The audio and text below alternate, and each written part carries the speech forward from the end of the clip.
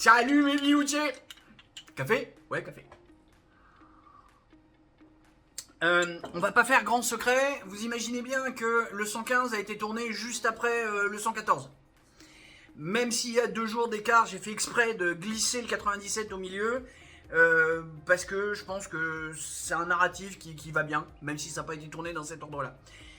Un autre gars que, justement, dans le 114, je vous expliquais que machin, un autre gars avec qui je suis encore plus souvent d'accord, mais qui n'est pas un homme politique, Rémi de Juste Milieu.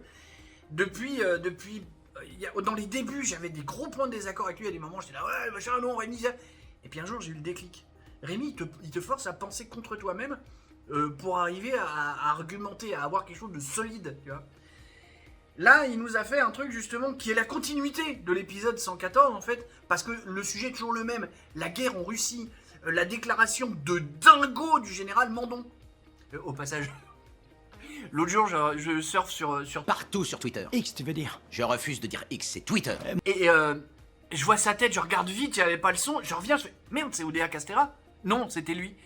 Ils ont une expression faciale bref, bon voilà, vous en faites ce que vous en voulez. Je vous invite à écouter cette tribulation de Rémi parce que finalement, est-ce que c'est pas lui qui aurait raison? Parce qu'une fois que vous aurez écouté, vous aurez compris qu'il dit et si on prenait notre temps pour rigoler? Si au lieu de oh là là, t'as vu Mandon, il a dit ça, c'est grave si on faisait. Ah oui, t'es sérieux là Fabien? Fabrice? Je sais même plus. Oui, parce qu'il l'appelle Fabrice. Non, c'est Fabien Mandon. Bref. Mais tu vois, c'est. Oh, t'es sérieux, machin?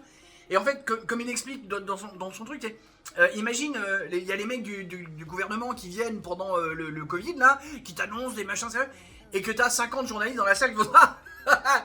Super drôle ta blague, bien. Bon, je le raconte moins bien, puis moi j'ai pas 50 minutes, et puis j'ai pas 417 000 abonnés. Mais vraiment, allez voir ce que raconte Rémi. C'est vrai que je fais vraiment de la pub pour les autres, et pas pour moi, mais en même temps, c'est ça qui est chiant, parce que il y a des mecs comme Rémi ou comme Philippot, ils ont les raisonnements que je voudrais avoir.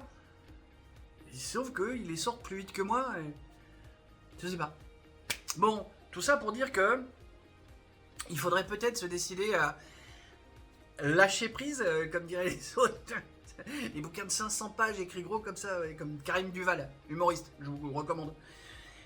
J'avoue que moi j'ai du mal à lâcher prise, mais ouais, faudrait peut-être qu'on y arrive, c'est peut-être ça la solution. Qu'on prenne de la distance et qu'on dise la guerre, non, tu rigoles, on va pas y aller. Puis c'est tout. Regardez Rémi qui explique que Macron a la pugnacité d'un enfant de 6 ans. Allez, je vous laisse là-dessus. Bisous, bisous. Poutou. Poutou. Poutou. Tchuss.